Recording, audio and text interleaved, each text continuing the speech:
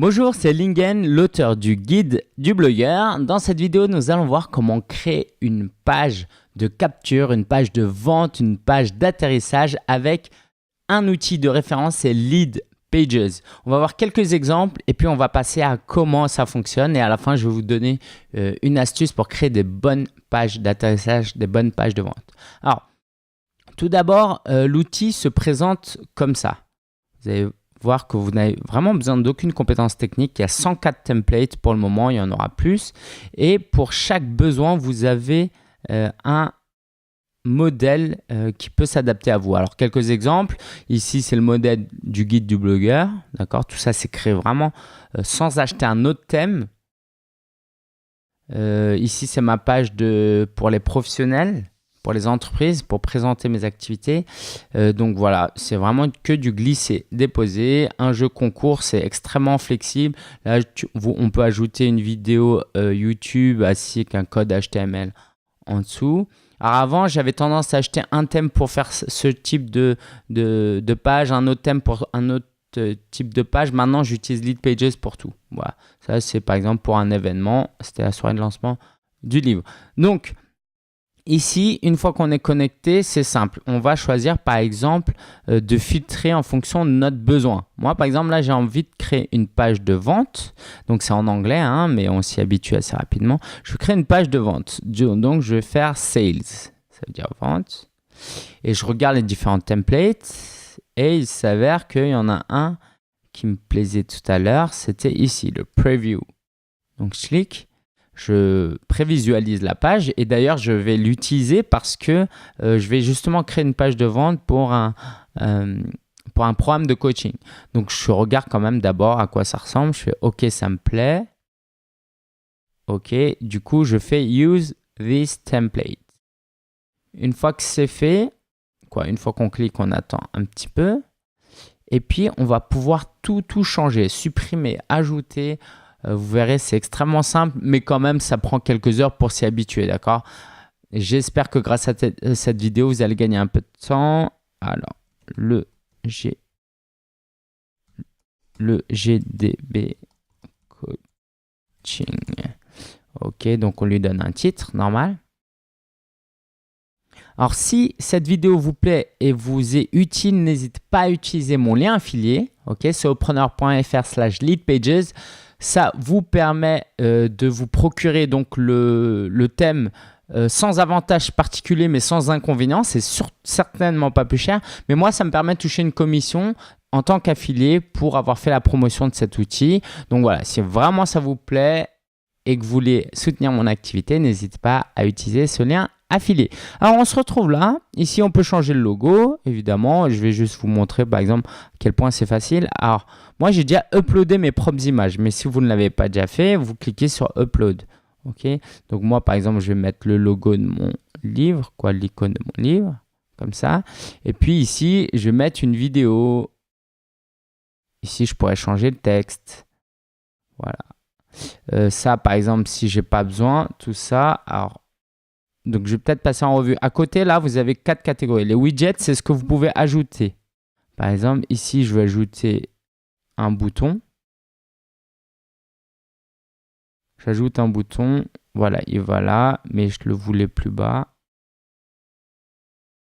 OK, ça prend un peu de temps pour s'y habituer, hein. Voilà, je le mets là, je peux le configurer. Alors, on ne peut pas tout faire non plus. OK, voilà. Et je peux lui dire quand quelqu'un clique là, il faut que ça l'amène sur la page Amazon de mon livre, par exemple. Donc ici, évidemment, vous voyez le texte, je peux le changer. C'est facile.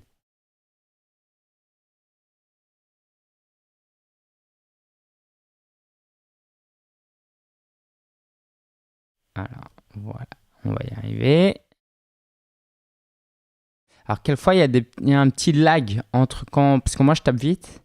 Et donc, ça peut être un petit peu lent.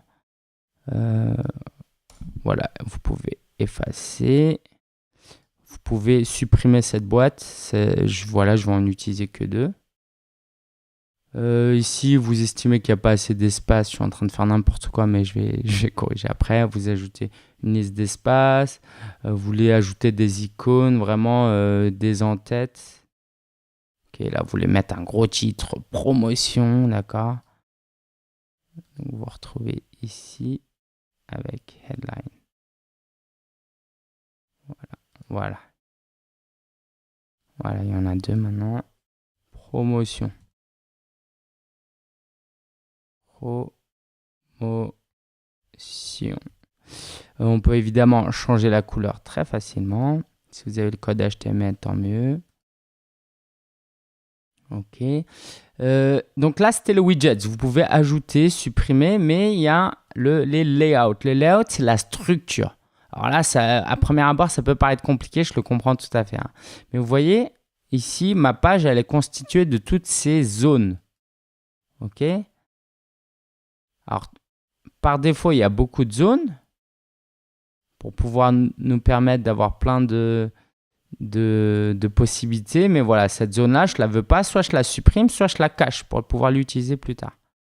Du coup, sur ma page, elle n'apparaîtra pas. Okay. Alors, ça fonctionne par zone déjà, par des sections. Ils appellent ça des sections. Et dans une section, donc ça, c'est la section. Dans une section, il y a des rangées. Donc là, il y a une rangée. Et dans la rangée, il y a 2 colonnes. Donc, il y a 3 niveaux. Okay. Une fois qu'on sait comment ça marche, c'est simple. Mais c'est un peu dur au début. On a une grosse section. À l'intérieur de la section, on a des rangées. On peut avoir 2, 3, 4, 5 rangées. Et dans les rangées, on a des colonnes. Okay. On peut ajouter donc une colonne facilement ou une rangée facilement. Okay. Le mieux, c'est de le tester. Après, on a une zone ici où on peut changer, par exemple, les polices. On peut changer le favicon. Et puis, la dernière zone, c'est le tracking. Ici, vous pouvez, le tracking, vous pouvez mettre donc votre code Google Analytics pour pouvoir traquer. Mais pour le SEO, vous pouvez mettre, voilà, coaching individuel, la description de la page. Et évidemment, ça, vous savez comment faire. Et pour Facebook, vous pouvez même customiser une image. Okay. Une fois que vous avez sauvegardé, il faut toujours sauvegarder. Il est temps de la publier. Donc, comment on publie? Alors là, on est sur Lead Pages. Mais vous voulez que cette page, elle apparaisse sur votre site à vous, n'est-ce pas? Vous ne voulez pas qu'elle soit sur un autre site. Donc, j'ai cliqué sur Publier. Donc, la page est publiée. Et maintenant, je clique sur Publishing Options. Et là, j'ai l'option. Alors, moi, je considère que vous avez WordPress. Donc, vous cliquez sur Get the Plugin. Et là, vous téléchargez le plugin que vous allez uploader sur votre site. Alors, moi, je ne vais pas l'uploader sur legdb.fr, mais voilà, vous savez comment uploader une extension. Vous cliquez sur Ajouter et c'est une extension normale. Une fois que vous l'avez ajoutée, vous vous retrouvez ici avec une zone Lead Pages. Donc, vous cliquez dessus. Alors, vous allez cliquer sur Add New parce que vous, c'est votre première fois. Et il y a beaucoup d'options disponibles. Donc, tout d'abord, vous choisissez la page que vous venez de créer. Ok, moi, j'ai créé celle-là. Voilà, j'ai toutes ces pages-là. Je l'utilise vraiment beaucoup. Je vais utiliser cette page et je vais en faire plusieurs. J'ai plusieurs options. Soit c'est une page normale. Donc, par exemple, ici, moi, je veux que ce soit une page normale. Donc, sur legdb.fr/coaching, on va retrouver cette page. Mais vous pouvez mettre en homepage. Homepage, ça veut dire quoi? Ça veut dire qu'à chaque fois qu'on va aller sur l'URL de votre site, l'URL racine, legdb.fr ou abcd.com, on va se retrouver automatiquement avec cette page qui va écraser votre page d'accueil. Okay.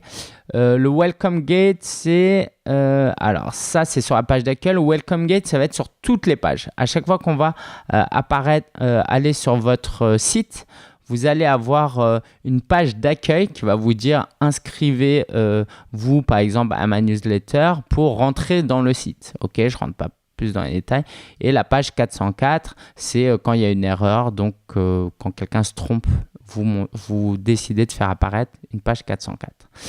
Je ne rentre pas dans les détails parce que c'est un peu complexe, mais on va faire une page normale. Donc là, je fais coaching et puis je fais publish. Et donc là, on va voir que si je vais sur legdb.fr/coaching,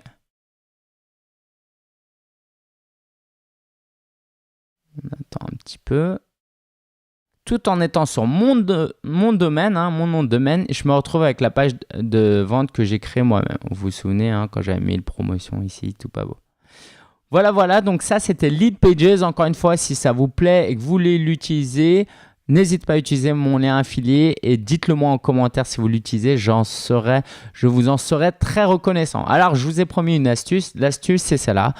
C'est tout simplement, quand vous débutez, de vous inspirer d'autres personnes qui font des pages de vente. Lui, il fait un atelier. Puis voilà, vous regardez un peu ce que vous faites. D'abord, il se présente, il explique la problématique un peu, il met quelques témoignages, il met le lieu de son atelier et vous essayez de vous calquer sur ce qu'il fait, d'accord? Vous copiez évidemment pas ce qu'il fait, mais vous inspirez de ce qu'il fait plutôt que d'essayer d'inventer la roue. De réinventer la roue. Voilà, j'espère que ça vous a vraiment plu. Laissez un commentaire, likez la vidéo si ça vous plaît. Et puis, j'ai hâte de vous retrouver pour une autre vidéo. Ciao, ciao.